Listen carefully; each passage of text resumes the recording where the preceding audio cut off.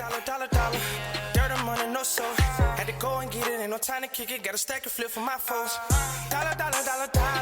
Please tell me you can hear me. Don't turn your back and don't neglect me. Just let me know if you need me.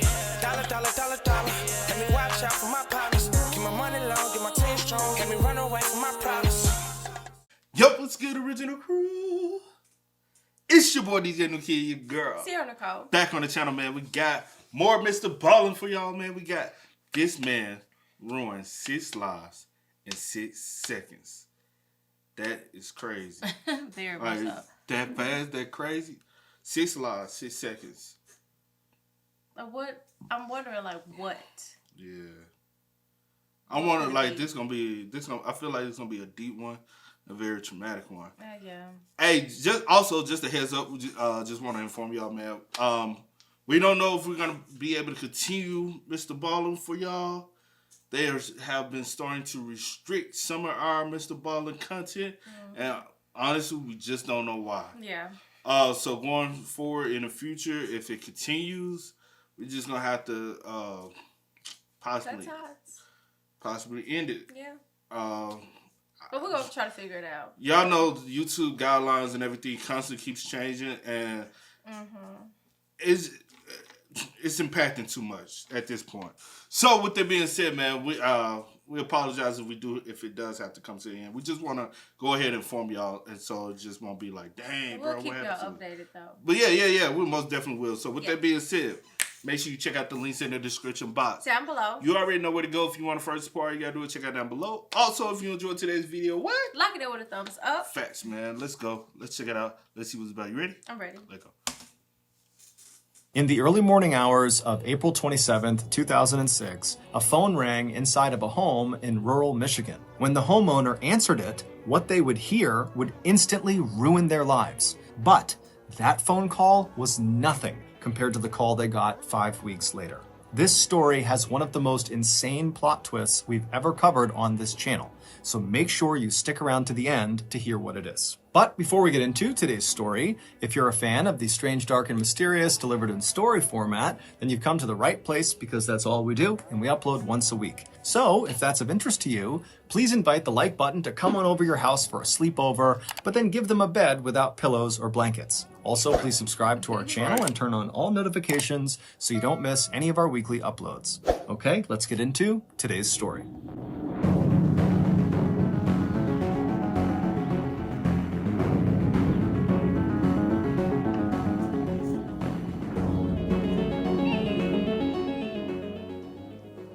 On Wednesday, April 26, 2006, a bright, beautiful, outgoing 18-year-old named Whitney began making her way across her campus towards her lecture hall where she had a class that morning.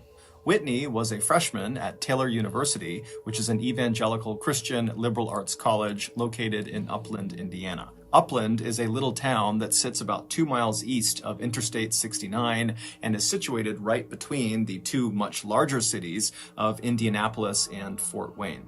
As Whitney made her way along the pathway across campus and she passed by other throngs of students hustling to their own classes, she suddenly had a pang of anxiety as she realized the end of the school year was fast approaching. And while Whitney was definitely excited to head back home to rural Gaylord, Michigan, where she was from, to spend her summer vacation, she was also kind of bummed because she would have to say bye to all of her new friends in college that she wouldn't see again until after summer break in the fall when the next school year started. Whitney had made a ton of friends over the course of her freshman year, and by and large, they were other freshmen like herself.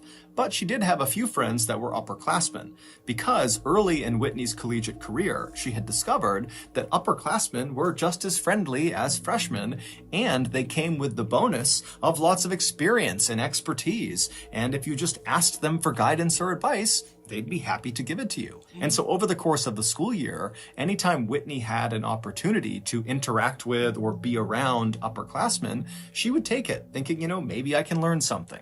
And in fact, that morning, as Whitney was making her way across campus, she saw a sign that was asking for students to volunteer to the next day head out to this banquet hall to set up this big banquet for the school's new incoming president. And so when Whitney walked over to the table and asked the people what this was all about, she would learn that the majority of the people that had signed up to be volunteers so far were upperclassmen. And so as soon as she heard that, Whitney was quick to write her name down as well.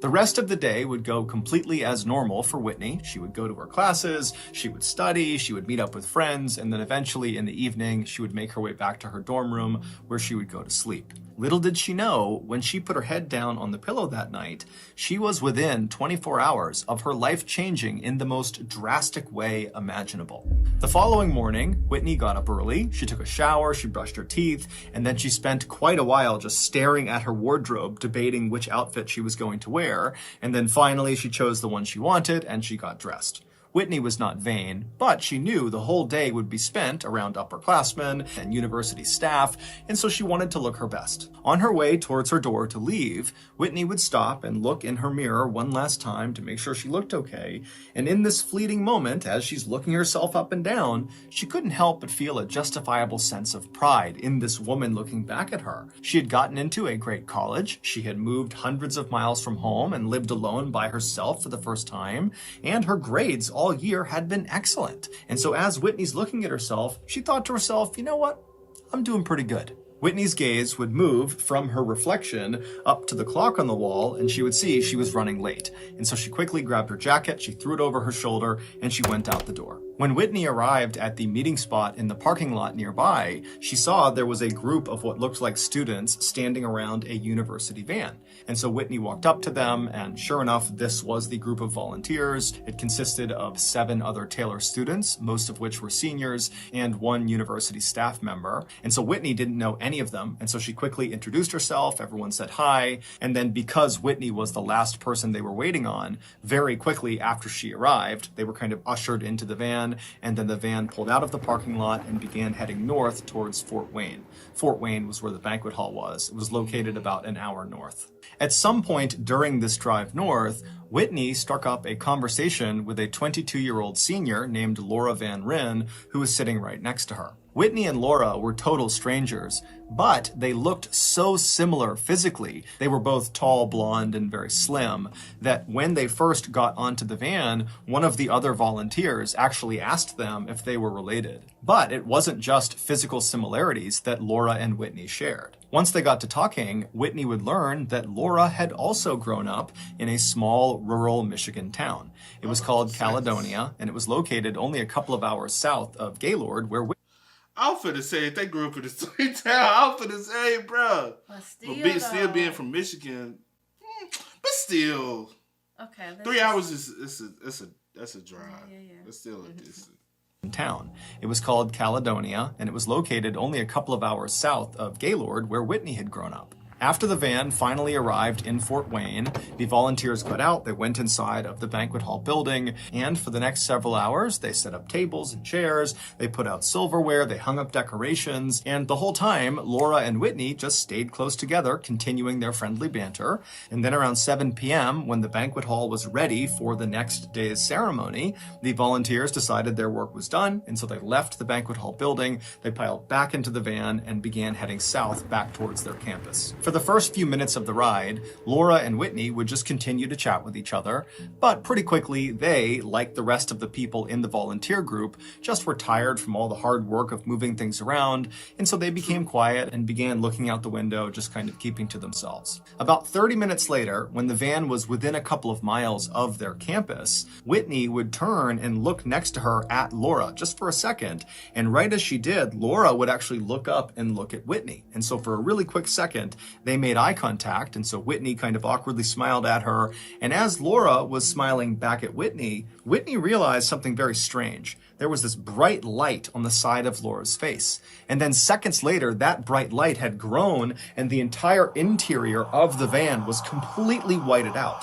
And then a second later, someone towards the front of the van yelled, "Oh my God, no!" And then the van went completely silent.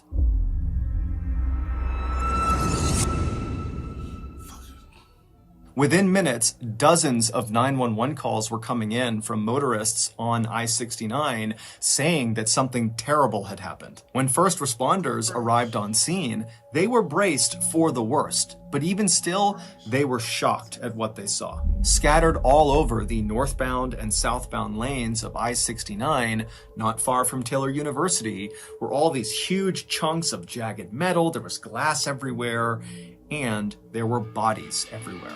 That light that Whitney saw growing on Laura's face that suddenly filled the entirety of the van were the headlights of an 80,000-pound, fully loaded tractor-trailer truck driven by Robert Spencer. Robert was a truck driver, and he was traveling north on I-69 when he fell asleep at the wheel, at which point his truck veered off the road into the grassy median between the northbound side and the southbound side of I-69. His truck bounced up onto the southbound lane and crashed into Laura and Whitney's van, and when it did, the impact literally peeled off the side of their van and sent the van spinning. And so as the van is spinning, because of this huge opening in the side of it, the students inside were literally being violently thrown out of the van into traffic. When first responders finally actually began surveying the crash site, they would find Robert still in his truck. He was alive. But they would discover that of the 9 occupants inside of that van, 5 were deceased. A few hours later, in the early morning hours of April 27th, Whitney Sarik's family, back home in Gaylord, Michigan, woke up to the sound of a phone ringing. When one of Whitney's parents answered the phone, it was the Grant County coroner telling them their daughter had been in a terrible accident and she was deceased. At the same time, 3 hours south of Gaylord, Michigan, in Caledonia, Michigan, the Van Ryn family also was woken up in the middle of the night to a phone call, except the call they got was that their daughter Laura had been in that same crash, but she had survived. Although But I'm thinking something else, cause you know. Oh no. Yeah. Oh wow. Yeah. Cause Didn't we just watch that on a? Oh my gosh. On a TV Why show? are we thinking the same thing? I'm like, Was it yes. Ricky or the other one? It was one of the. Or 911. It was 911. 911. It was that, and it was like, that's not. Cause the cheerleaders. Yeah. Yo, that's crazy.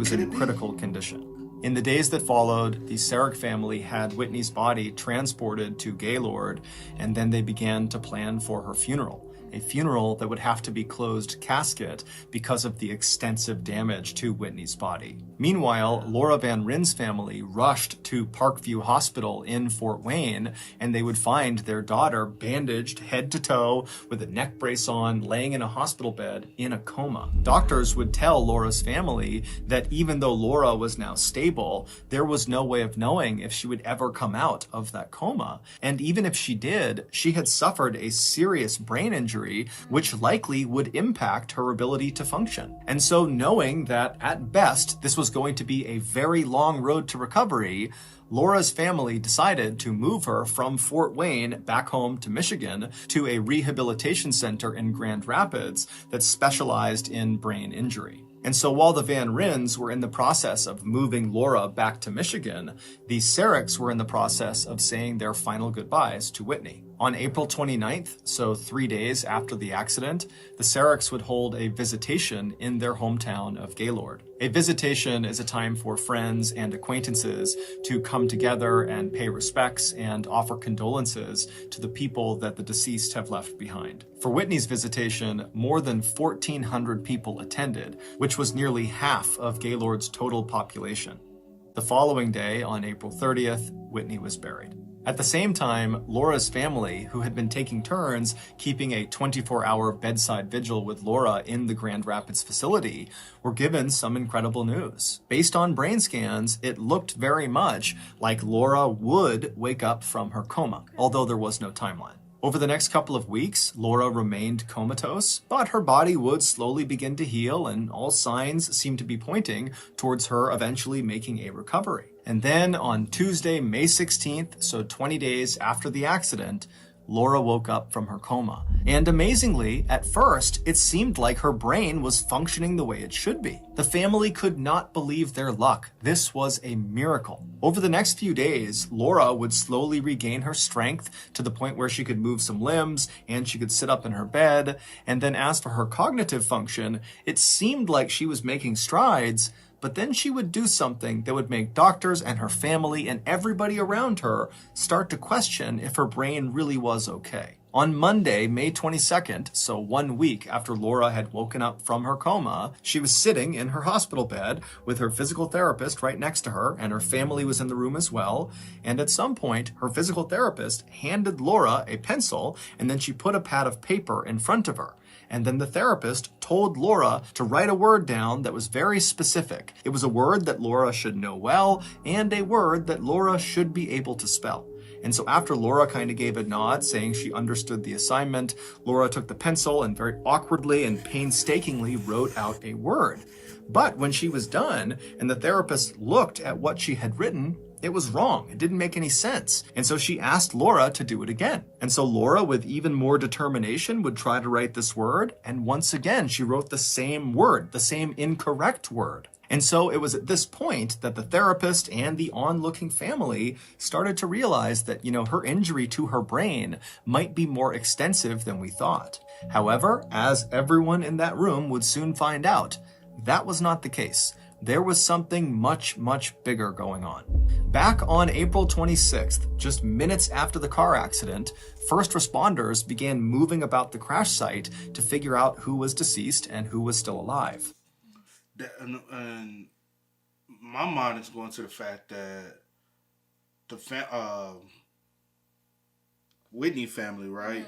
Mm-hmm. They already buried her, right? Right, and it was closed. Closed casket. So my thing is, was the injuries too severe where they couldn't even identify the body? And then keep in mind, earlier people already thought they looked alike. Thought they were some type of related. Are y'all related? Y'all look just alike. So what I'm thinking. So Whitney family never looked at her at all. Like nobody ever said, yeah, that's her. Because technically, a coroner is supposed to have somebody still identify or try to. But going back to what you said, was it too bad to the point where they just could not? Like they probably just looked at maybe hair and height, size, whatever, and just was like, yeah, that's her, just from like those, Yeah. But details, those details, yeah, or character, yeah. That's crazy, man. They found Laura. She was barely clinging to life on the side of the road, and so they rushed over to her. They put her on a stretcher along with her purse, which contained her driver's license. They put that all together. They put her on an ambulance, and they sent her to the hospital. Once Laura arrived at the hospital, doctors would use her driver's license inside of her purse to identify her, and then they began wrapping her head to toe in bandages and casts. And when bandages began coming off over the following weeks, it was immediately obvious to everyone that this accident had significantly altered Laura's physical appearance, most notably her teeth. They almost looked like they had been shifted to one side in her mouth. However, to Laura's family, they didn't care how she looked. They only cared that she was still alive. But on Monday, May 22nd, when Laura was handed that piece of paper and a pencil, and she was told to write her name, she did not write Laura, Laura. She wrote Whitney. Whitney. It would turn out a colossal mistake was made, and nobody caught it until that moment. The woman sitting in the hospital bed with the pencil and paper was not 22-year-old Laura Van Ryn. The woman sitting in the hospital bed was 18-year-old Whitney Sarek. When Whitney was found on the side of the road clinging to life, the first responders thought the purse next to her was hers, and so they opened it up, they found a driver's license, they looked at it, and they looked at the victim on the ground, and they looked identical, and so they said, okay, this is Laura. And amazingly, Whitney's purse that contained her driver's license happened to land on the ground next to Laura's body, and so Laura was misidentified as Whitney Sarek. A week after Whitney had written her name down on that pad of paper, it was officially confirmed that this was a case of mistaken identity. And so once again, the Sarek family received a call in the middle of the night from the Grant County coroner.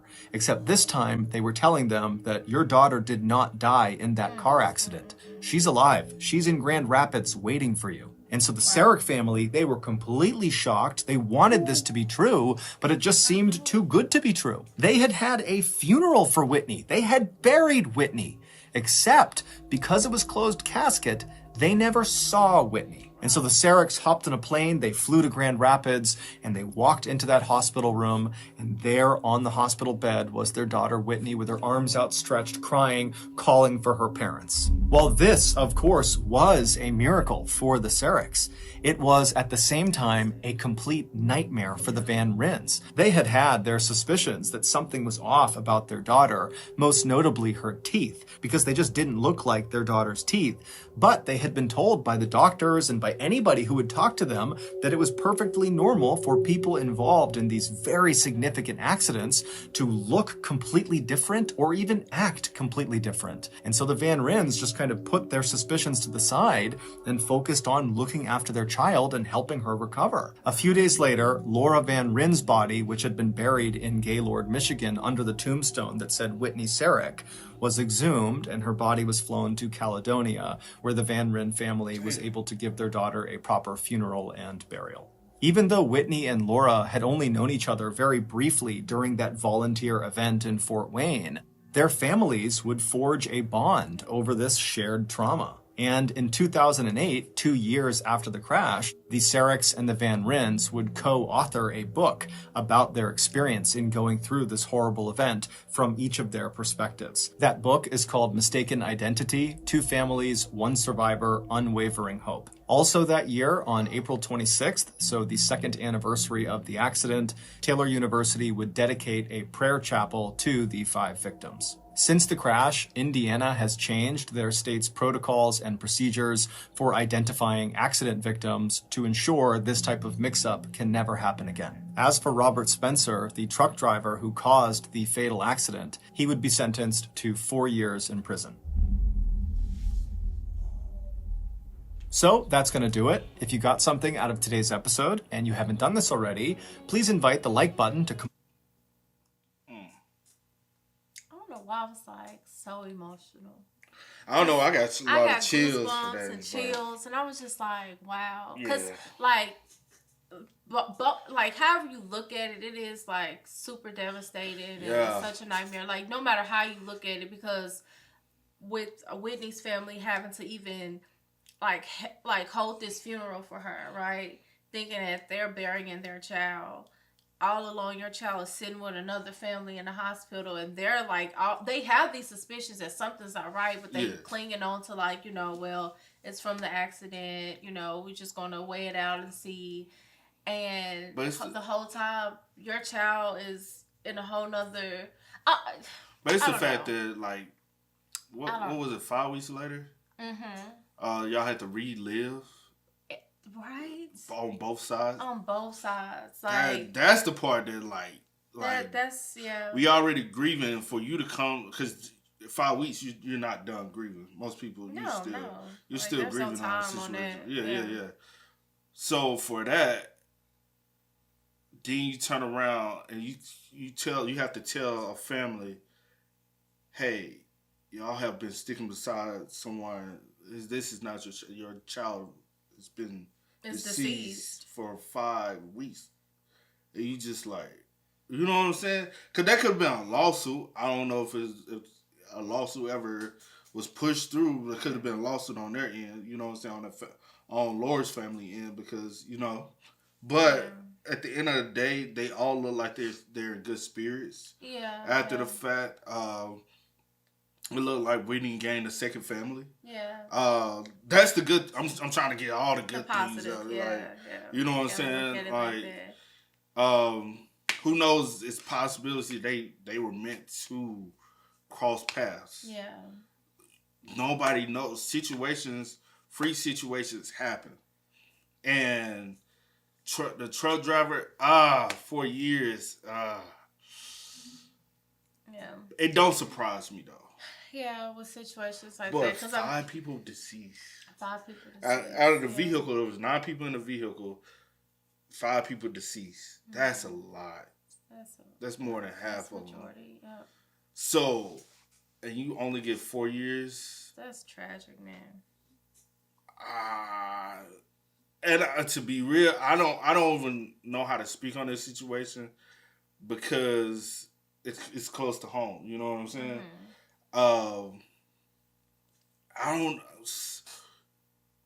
It's still fresh close to home. You know what I'm saying? So I don't know how to speak on a situation like this. Dealing with it, something that happened like this, and living through to see both. You know what I'm saying? To see both sides, to experience somebody dying from a car wreck situation, but also seeing somebody who's the cause of somebody. So it's like being close to a situation like hell. What you trying to say? No, being close to a situation like that, like, and I've seen situations like that multiple times. You have too, and people not be held accountable for it or get little to no. Because do you think somebody deserves life for that? That I hate when you ask me questions like that. Because I can't like say like that. Because at the end of the day, you didn't deliberately do it. It was an accident. You fell asleep. That happens a lot. Like I know someone that literally drove trucks and he had a disorder actually, and he like used to fall asleep all the time behind the wheel, and they ended up having to take his what is it, the CDLs. Yeah. They ended up having to take because he, used to fall asleep behind the wheel, had got into accidents, and actually hurt himself. I don't think he took anyone's life or anything, but he actually with situations like that, like I hate when you ask me questions like that, but I try, like with this situation, I'm trying to like look at the brighter side of things and find the, the positive in it. But at the same time, I'm just like, dang, 4 years, like, these families having to bury their kids, their sister, brother, family. It's just like, and I can't say he deserved more because of the fact that it was an accident. It was an accident. Yeah. It's his fault, but not like.